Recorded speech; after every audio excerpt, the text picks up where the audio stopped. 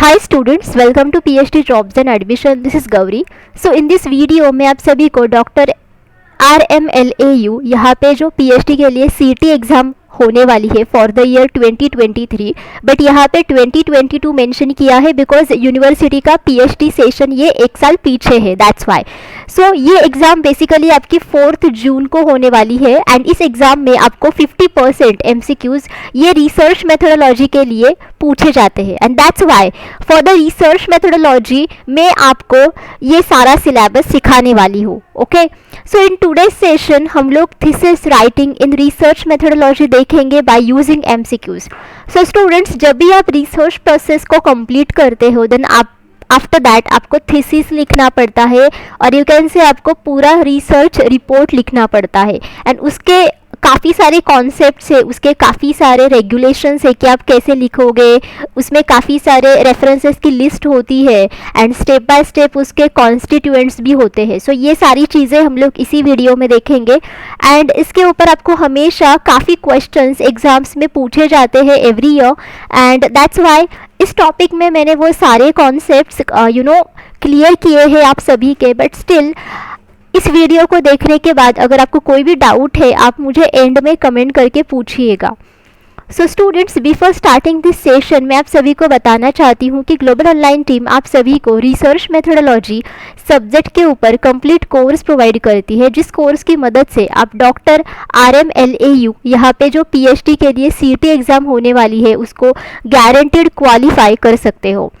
सो इस कोर्स में हम सभी आपको full syllabus video lectures provide करते हैं जिसमें थियोरीज एंड MCQs दोनों भी है। हम आपको full syllabus notes and mock test भी प्रोवाइड करते हैं। बेसिकली हमारे पास ऐसे 10 मॉक टेस्ट्स अवेलेबल है and each mock test contains 40 MCQs and that's why overall इसमें 400 MCQs कवर हो जाते हैं। हम आपको इसमें 1500 से भी ज़्यादा MCQs का रिविजन PDF प्रोवाइड करते हैं ताकि आप सारी चीज़ें अच्छी तरीके से रिवाइज कर सको एंड सारे टॉपिक्स आप एक ही PDF में रिवाइज कर सको एंड दैट्स वाई गारंटेड आपको 40% और 80% बेसिकली 80% MCQs आपको यहाँ से ही मिलते हैं। Okay, out of 100% MCQs in the research methodology section of PhD CT test. So basically 40% questions आपको यहाँ से ही मिलते हैं out of 50% questions in research methodology और यू कैन से 80% क्वेश्चंस आपको यहाँ से ही मिलते हैं out of 100% questions in research methodology. Okay, और ये जो सारा स्टडी मटेरियल है ये आपको हिंदी एंड इंग्लिश ये दोनों ही लैंग्वेजेस में मिलता है। ओके, सो स्टूडेंट्स, अगर आप कोर्स को परचेस करना चाहते हो देन इधर आप ग्लोबल ऑनलाइन ऐप डाउनलोड कीजिए फ्रॉम द प्ले स्टोर, जिसके लिए मैंने लिंक इस वीडियो के डिस्क्रिप्शन बॉक्स में आप सभी के साथ शेयर की है, या फिर आप इनमें से किसी भी नंबर्स पर जाकर व्हाट्सएप थ्रू मुझे कांटेक्ट कर सकते हो and the course fees are only 699 rupees which is really very low. So इन कम फीस में ग्लोबल ऑनलाइन टीम आप सभी को 100% पासिंग गारंटी प्रोवाइड करती है कि गारंटीड आप यहाँ के PhD एंट्रेंस टेस्ट को क्वालिफाई कर सको। Okay, fine. So students, now let us start with our today's session. Now the question 1 is, a research paper evaluated by other experts either for publication or presentation at a conference is considered to have undergone. Okay, so students, अगर किसी other expert ने हमारा research paper evaluate किया है ताकि हम उसको हम पब्लिश कर सके या फिर किसी भी पब्लिकेशन में हम उसको पब्लिश करने के लिए दे सके, या फिर अगर आपको उसको किसी भी कॉन्फ्रेंस में प्रेजेंट करना है, देन अगर किसी भी अदर एक्सपर्ट हमारे रिसर्च पेपर को इवैल्यूएट करता है देन उस चीज़ को बेसिकली क्या कहा जाता है। So whether it is called as peer review or public review or private review or research review. So students, the correct answer for this question is one, that is peer review. So students, इसे peer review कहा जाता है। peer review का मतलब होता है कि other academic experts अगर कोई भी रिसर्च पेपर इवैल्यूएट करता है with in the same field, okay, ताकि उस रिसर्च पेपर को हम पब्लिश कर सके, ताकि उस रिसर्च पेपर को हम किसी भी कॉन्फ्रेंस में या फिर सेमिनार में प्रेजेंट कर सके। सो वो जो इवैल्यूएशन की प्रोसीजर होती है जो कि अदर एकेडमिक एक्सपर्ट्स करते हैं इन the same field of study, उसे बेसिकली पीयर रिव्यूइंग कहा जाता है। ओके, एंड इसकी वजह से हम लोग रिसर्च पेपर की जो क्वालिटी होती है, उसकी जो एक्यूरेसी होती है, वैलिडिटी होती है, उसको जांच कर सकते हैं बिफोर इट्स पब्लिकेशन और presentation at the conference. Okay, that's the correct answer over here is 1. And जो लोग इसे रिव्यू करते हैं, मतलब जो एक्सपर्ट्स बेसिकली रिसर्च पेपर को रिव्यू करते हैं, उन्हें भी रिव्यूवी या फिर रेफरी ऐसा कहा जाता है. Okay, now next is the sources of data और the source of data in research in which an author has evaluated and summarized previous research is known as. so इनमें से कौन सा डेटा का सोर्स ऐसा है जिसमें ऑथर ने पहले से ही प्रीवियस रिसर्च को इवैल्यूएट किया है एंड एज वेल उसको समराइज करके रखा है.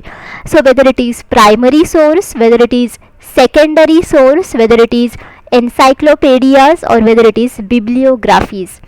सो स्टूडेंट्स, प्राइमरी सोर्स ये एक फर्स्ट हैंड एविडेंस होता है और यू कैन से कि it's a first hand source और प्राइमरी सोर्स.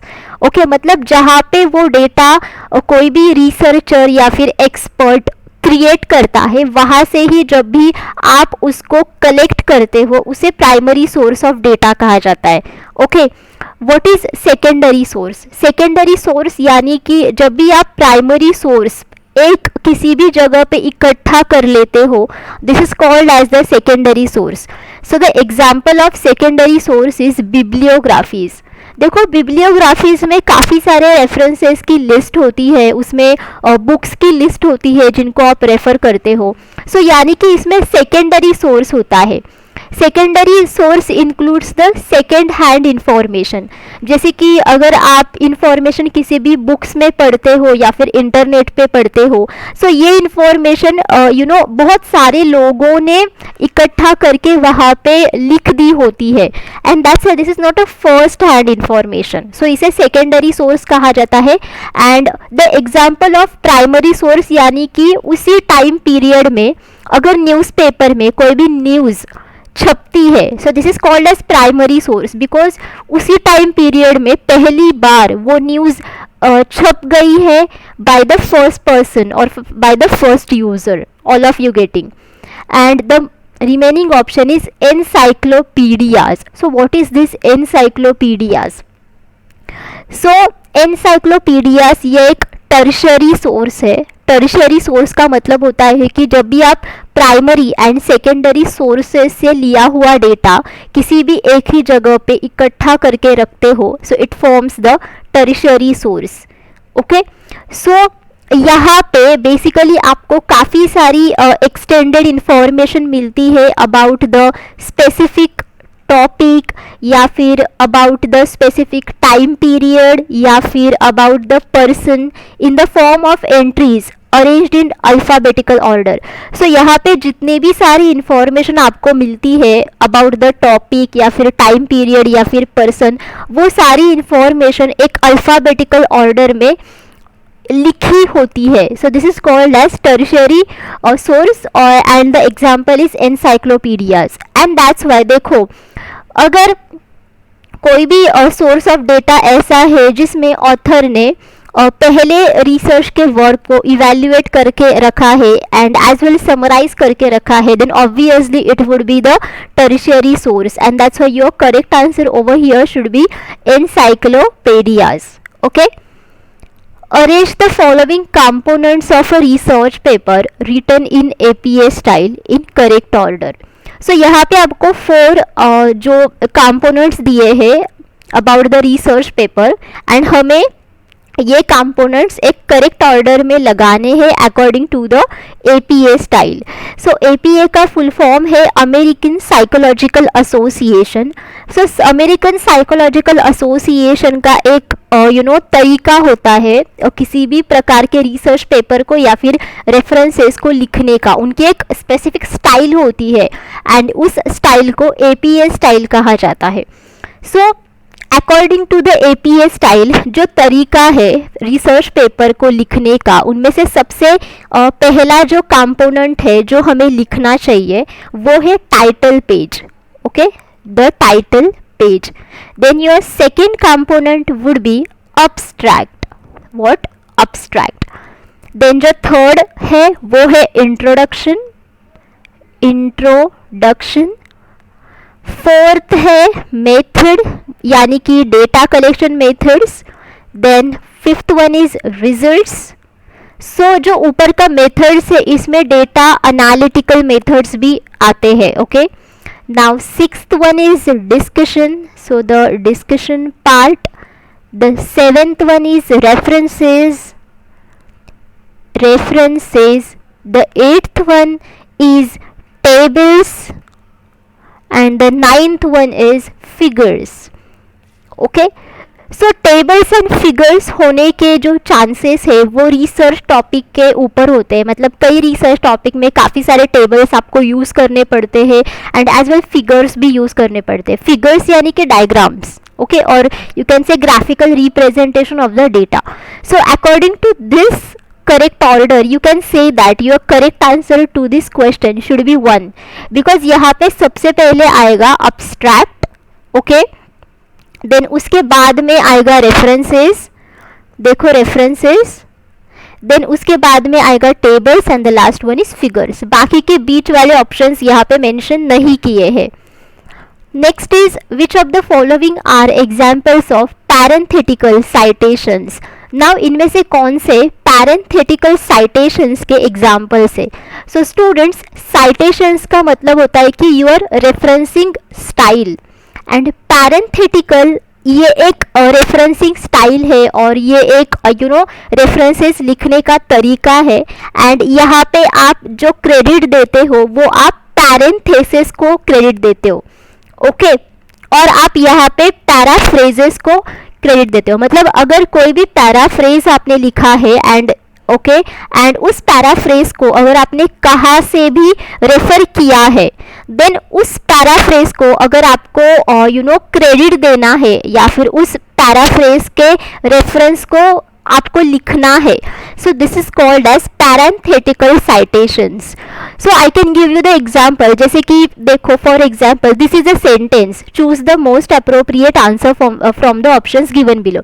सो ये सेंटेंस मैंने कहीं और जगह से कॉपी किया है एंड यहाँ पे पेस्ट किया है. यानी कि मैंने कई और सोर्स का इस्तेमाल किया है, उसको रेफर किया है एंड उसको रेफर करने के बाद मैंने ये सेंटेंस वहाँ से कॉपी करके यहाँ पे पेस्ट किया है. सो इस पर्टिकुलर पैराफ्रेज को या फिर सेंटेंस को अगर मुझे नाम देना है रेफरेंस का, मतलब उस पर्टिकुलर रेफरेंस को अगर मुझे यहाँ पे क्रेडिट देना है देन इसके बाद मैं उसका नाम लिखूंगी. मतलब उस सोर्स का मैं नाम लिखूंगी जहाँ से मैंने ये पैराफ्रेज लिया है. सो इसे कहा जाता है parenthetical citation. All of you getting? Okay, and इसमें मोस्टली ऑथर का नाम लिखा हुआ होता है as well publication date and page number. ये तीन ही चीज़ें यहाँ पे होती है. Okay, all of you understood?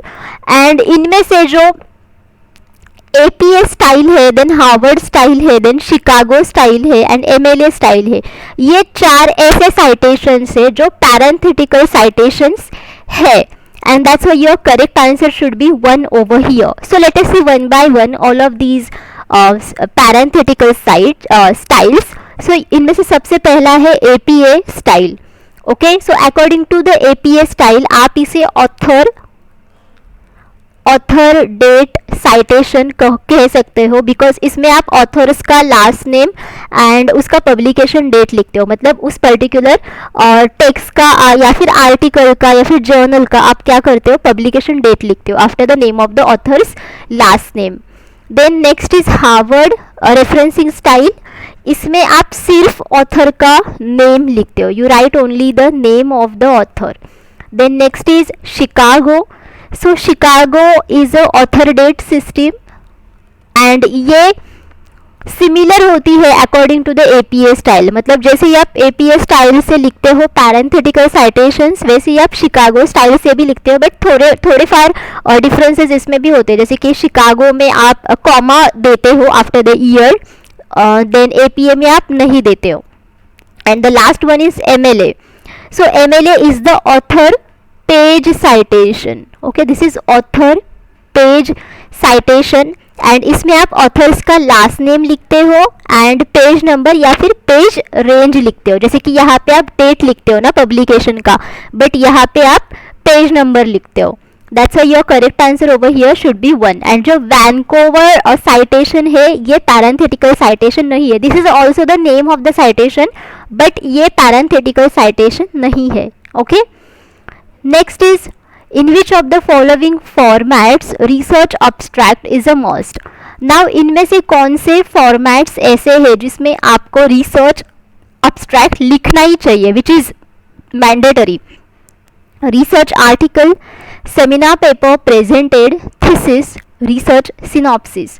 so students, research abstract, so abstract का मतलब होता है कि पूरे research का और पूरे research paper का एक प्रॉपर समरी जो कि आप बहुत ही कम वर्ड्स में लिखते हो. सो जिसमें कि मिनिमम वर्ड्स होते हैं 150 एंड मैक्सिमम होते हैं 250 और 300. ओके, इन्हीं वर्ड्स में आप जब भी पूरे रिसर्च पेपर की समरी लिखते हो उसे अब्स्ट्रैक्ट कहा जाता है.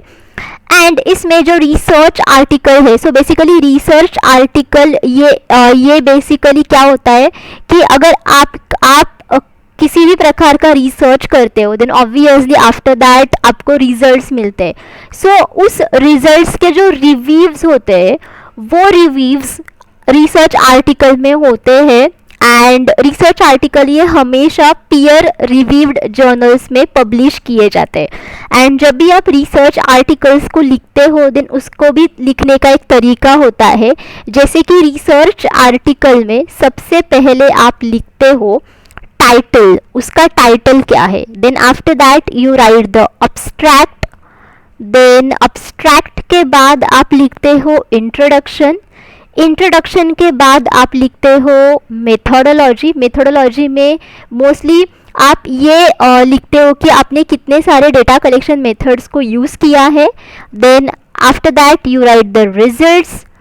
देन रिजल्ट्स के बाद आप डिस्कशन लिखते हो. डिस्कशन के बाद रेफरेंसेस लिखते हो.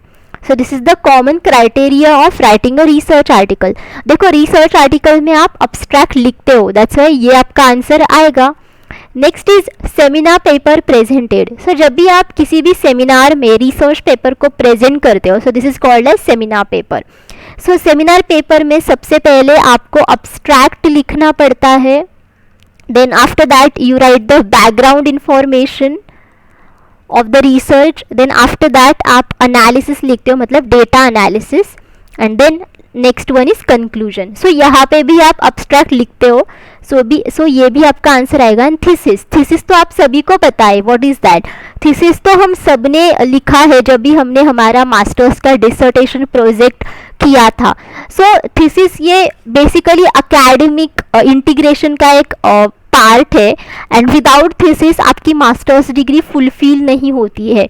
एंड दैट्स वाई थीसिस लिखने का भी एक तरीका होता है जिसमें सबसे पहले आप क्या लिखते हो, टाइटल लिखते हो. Then after that you write the abstract. Then आप इंट्रोडक्शन लिखते हो, right. Then after that you write the review. Review यानी कि literature review. Then methodology. Then after that you write the results. Results के बाद आप डिस्कशन लिखते हो, राइट. डिस्कशन के बाद आप बिब्लियोग्राफी लिखते हो. ओके, एंड इंट्रोडक्शन के पहले एंड अब्स्ट्रैक्ट के बाद आप टेबल्स भी ड्रॉ करते हो. टेबल्स यानी कि और इंडेक्स टेबल कि किस पेज पर क्या है. So again thesis includes abstract. So ये भी आपका आंसर आएगा. And the last option is research synopsis. Research synopsis का मतलब होता है कि प्लान फॉर अ रिसर्च, मतलब रिसर्च के लिए किया गया प्लान यानी कि research synopsis. And that's why research synopsis में रिसर्च प्रॉब्लम को लिखा जाता है. देन आफ्टर दैट उसमें ऑब्जेक्टिव्स को लिखा जाता है. देन आफ्टर दैट उसमें हाइपोथेसिस को लिखा जाता है. देन प्रोसीजर, मतलब किन किन प्रोसीजर्स का आप इस्तेमाल करोगे. Then research design. Then sample to be selected, मतलब किस प्रकार का सैम्पल आप सिलेक्ट करोगे. Then after that tools. Tools यानी कि data collection tools. Then analysis and interpretation of data. Okay, interpretation of data and उसके पहले analysis. Okay, that's why here देखो आप अब्स्ट्रैक्ट नहीं लिखते हो सिनॉप्सिस में, एंड दैट्स वाई ये आपका आंसर नहीं आएगा. So your correct answer should be 3, 1, 2 and 3. What is the full form of MLA as a referencing style? So हमने इसी वीडियो में देखा था पिछले क्वेश्चन में अबाउट MLA कि ये एक रेफरेंसिंग स्टाइल है, एंड इसका फुल फॉर्म यहाँ पे आपको पूछा है. Weather it is machine language adaptation, weather it is modern language association, whether it is management language authority, whether it is mainstream language association. So students, MLA का जो full form है वो है modern language association, and MLA ये 2 parts में लिखा जाता है. उनमें से सबसे पहला है इन टेक्स्ट साइटेशन, यानी कि जब भी आप टेक्स्ट लिखते हो देन उसमें जो टेक्स्ट के जो रेफरेंसेस होते हैं ओके वो आप टेक्स्ट के बाद लिखते हो. So this is called as in text citation, जिसमें आप बेसिकली क्या लिखते हो, जिसमें आप ऑथर का नाम लिखते हो, यानी कि ऑथर का last name, and then after that page number लिखते हो या फिर पेज रेंज लिखते हो. Okay, and the second part of this is works cited. Okay, works cited का मतलब है कि पूरे रेफरेंसेस की जो लिस्ट होती है दैट इज एक्चुअली जो कि सबसे एंड में होती है after the research result section. Okay, so this is work cited. So ये 2 पार्ट्स होते हैं मॉडर्न लैंग्वेज एसोसिएशन के. When 2 or more successive footnotes refer to the same work, which one of the following is used? Okay, जब भी 2 या फिर उससे भी ज़्यादा सक्सेसिव फुटनोट्स एक ही वर्क को रेफर करते हैं देन उसके लिए आप इनमें से कौन सा शॉर्ट फॉर्म यूज़ करोगे. वेदर यू विल यूज़ आईबिड या फिर AL या फिर ऑपसीट या फिर लोकसीट. सो स्टूडेंट्स, जब भी आप फुटनोट्स लिखते हो, फुटनोट्स का मतलब होता है कि जब भी आपका पूरा रिसर्च पेपर लिख के होता है देन रिजल्ट्स के बाद जब भी आप रेफरेंसेस की लिस्ट लिखते हो देन उसमें काफ़ी सारे ऐसे शॉर्ट फॉर्म्स इस्तेमाल किए जाते हैं, एंड उन्हें एंड बेसिकली ये सारे शॉर्ट फॉर्म्स फुटनोट्स में इस्तेमाल किए जाते हैं. ओके, एंड सो ये सारे शॉर्ट फॉर्म्स है. ओके, एंड जब भी 2 या फिर उससे भी ज़्यादा सक्सेसिव फुटनोट्स को आपको लिखना है, एंड ये फुटनोट्स बेसिकली अगर एक ही वर्क को रेफर करते हैं देन उनको लिखने के लिए एक शॉर्ट फॉर्म इस्तेमाल किया जाता है. So what is that? So this short form is called as आईबिड.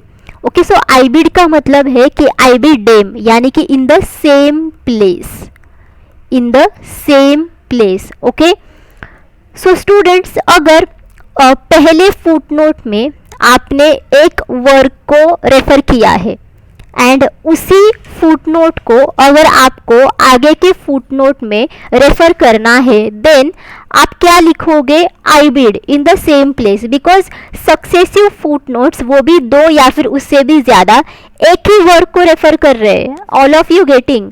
And that's Y ये पूरा सेंटेंस लिखने की बजाय आप आईबिड लिखोगे, जिसका मतलब है इन द सेम प्लेस. मतलब इन द सेम प्लेस को लिखने की बजाय आप क्या लिखोगे? Ibid. Okay, what is AL? AL का मतलब है and others.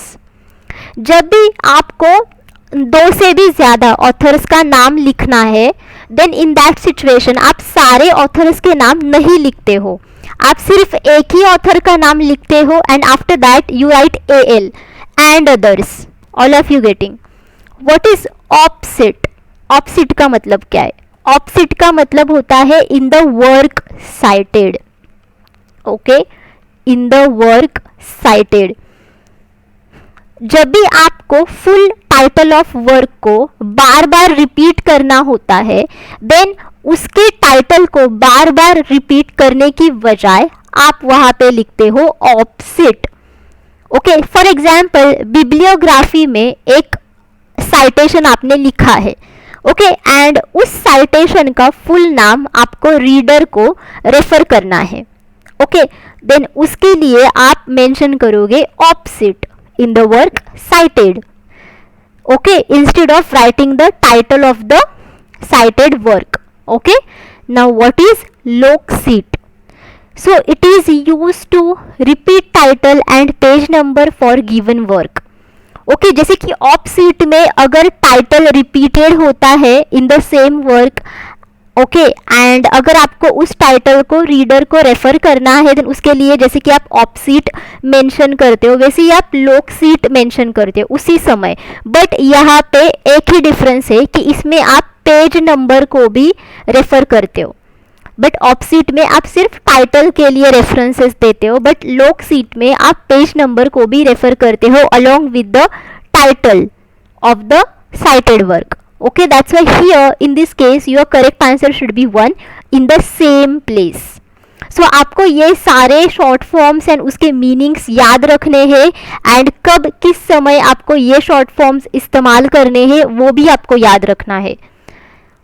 Which of the following abbreviations used in footnotes and endnotes means in the same place? देखो इनमें से कौन सा एब्रीविएशन ऐसा है जो आप footnotes and endnotes में इस्तेमाल करोगे जिसका मीनिंग है in the same place, whether it is AL, whether it is loc cit, whether it is IBID, whether it is op cit. Obviously the correct answer for this question should be 3 IBID. जैसे कि हमने पिछले ही question में देखा था IBID का मतलब होता है in the same place. Okay अगर आपके सक्सेसफुल 2 या फिर उससे भी ज़्यादा फुट नोट्स एक ही रेफरेंसेस को रेफर करते हैं देन उसके लिए आप लिखोगे इन the same place. All of you getting? That's why your correct answer should be 3.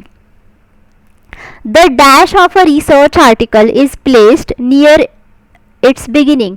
Now इनमें से कौन सा ऑप्शन ऐसा है जो रिसर्च आर्टिकल में आप एकदम से ऐसे बिगिनिंग में लिखते हो? So whether it is summary, whether it is abstract, whether it is synopsis, whether it is preface. So obviously students जैसे कि हमने पिछले ही क्वेश्चन में देखा था कि जब भी आप रिसर्च आर्टिकल लिखते हो देन उसमें सबसे पहले आप टाइटल लिखते हो then after that you write the abstract. So यहाँ पे टाइटल तो ऑप्शन है नहीं, so the next option is abstract. That's why your correct answer for this question should be abstract because ऐसे सिचुएशन में आप क्या लिखते हो? abstract. समरी भी एक सारांश होता है बट समरी ये बहुत बाद में लिखी जाती है and summary basically research article में नहीं लिखते. रिसर्च आर्टिकल में जो लिखा हुआ होता है which is exactly abstract. And synopsis, हमने सिनॉप्सिस भी देखा यानी कि रिसर्च सिनॉप्सिस राइट, जिसमें आप क्या लिखते हो बेसिकली, जिसमें आप प्रॉब्लम लिखते हो, ऑब्जेक्टिव्स लिखते हो, hypothesis, procedure, design, sample to be selected, tools, analysis and interpretation of data. So research synopsis में बेसिकली अब्स्ट्रैक्ट नहीं लिखा हुआ होता है. एंड प्रीफेस, प्रीफेस ये किसी भी बुक को रीड करने से पहले लिखा हुआ होता है जिसमें बुक के बारे में इंफॉर्मेशन होती है एंड एज वेल ऑथर के बारे में इंफॉर्मेशन होती है एंड अगर ऑथर को किसी दूसरे ऑथर को क्रेडिट देना है देन उसके लिए भी वो प्रीफेस में वो सारी चीज़ें मेंशन करता है. But here in this case your correct answer should be 2 that is abstract. The term op cit stands for. ना ऑप सीट का मतलब क्या है? As cited above, as cited opposite, as cited in the appendix, as cited in the bibliography. So students op cit का मतलब होता है कि in the work cited. Okay, in the work cited. So इसका मतलब होता है कि as cited above. Because जैसे कि हमने पिछले ही क्वेश्चन में देखा था in this video कि जब भी आपको एक ही फुल टाइटल ऑफ वर्क को बार बार रिपीटेटिवली लिखना पड़ता है या फिर रीडर को रेफर करना पड़ता है देन बार बार रिसर्च वर्क और साइटेड वर्क का टाइटल लिखने की बजाय आप साइटेड अबव लिखोगे यानी कि ऑप सीट लिखोगे जिसका मतलब होता है कि एज साइटेड अबव और the in the work cited. That's why here your correct answer should be 1. So students, thank you for watching this session. I hope all of you understood whatever I have discussed with you in this session. But still अगर आपको कोई भी doubt है आप मुझे comment करके पूछ लीजिएगा. ओके